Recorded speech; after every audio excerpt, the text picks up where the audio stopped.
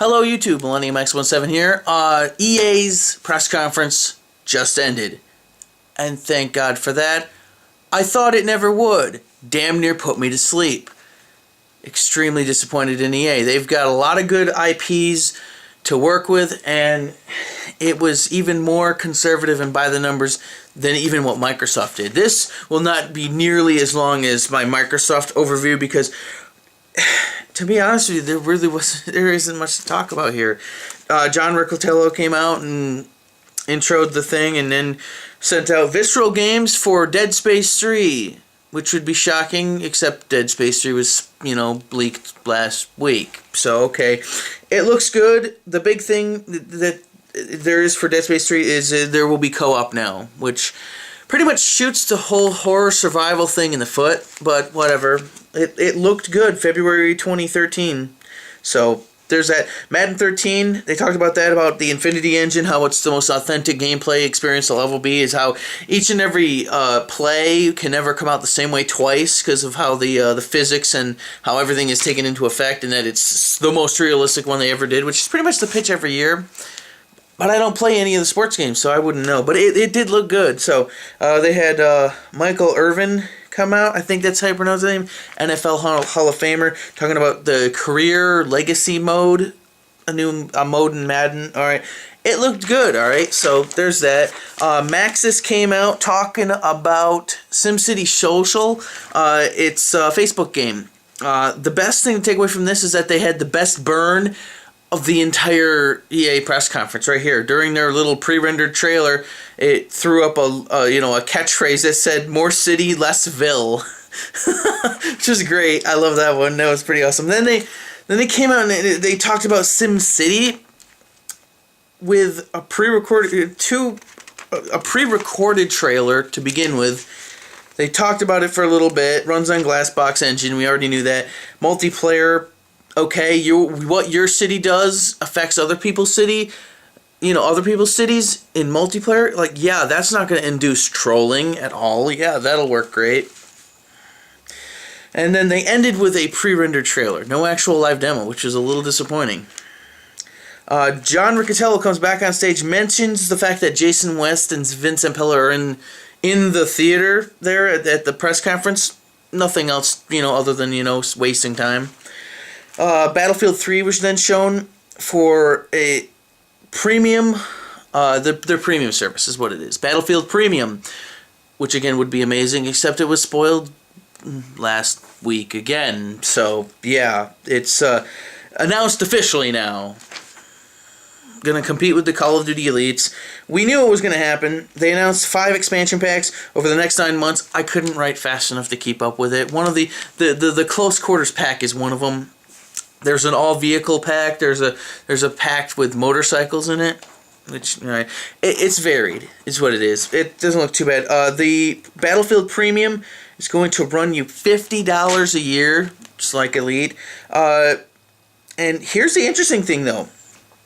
Battlefield Premium is available right now. They launched it today.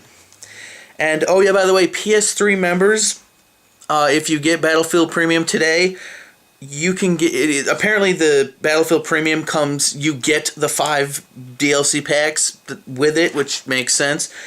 PS3 members that get Battlefield Premium can download the first pack right now. So again, that's pretty good, but I really never cared for Battlefield's all well and good, but it's a team shooter. And when you go online, that's the last thing you find on Xbox Live is teamwork. So I never really got into it. So, yeah, but that's pretty awesome that they'd say, oh yeah, it's available right now. They came out and then Star Wars The Old Republic was the next game. BioWare talking about how it was doing so good and how many updates they did in the first thing, and they were going to set new standards for MMOs. In July, you can play up to level 15 for free now. They're going to, match what World of Warcraft is doing. Nothing really revolutionary that was talked about here. Medal of Honor Warfighter came out. They showed a live demo running on Frostbite 2. The best looking game on their stage, hands down. So October 23rd, 2012 is when that comes out. They did a pre-recorded trailer for multiplayer. Again, looks really good. So, but still, while it did look good, it was still somewhat conservative, I'd say. EA Sports came out talking about how they're going to have Madden, NFL, Social. Then they talked about FIFA and FIFA 13 and how they're having so many different improvements and this, that, the other thing. To be perfectly honest, the moment EA Sports came on, their show became really dull at this point in time. It's partially not entirely their fault. I really don't follow EA Sports that closely. But the way they conveyed the information, while it was clear and concise, unlike Nintendo last year, this year's it was just very dry delivery. It just had no pop or an excitement. So they talked about FIFA 13, how there's vast improvements in the physics and all that jive. It was pretty good. UFC president, I think his name is Dana White. I'm not entirely certain. He came out, said, and announced that there's going to be a multi-year, multi-product partnership with EA Sports. Now that is pretty huge. After that, very short segment though with the UFC president, very short. But then after that, they dropped Need for Speed Most Wanted, which has already been announced prior. It's like I remember reading about that like a couple weeks ago. Criterion, open world racing game. They have their autolog system running again. They had it on their last Need for Speed game. They did a live demo of it with nobody talking about the game. It was just straight gameplay footage. It looks good. It's a racing game. Crytek came out and demoed Crysis 3. Definitely looks really good. Not quite as good as a Medal of Honor Warfighter, but the thing with this, though, is that it was running on an Xbox 360, so that's pretty damn impressive. They had a live demo. Like I said, it looks really good.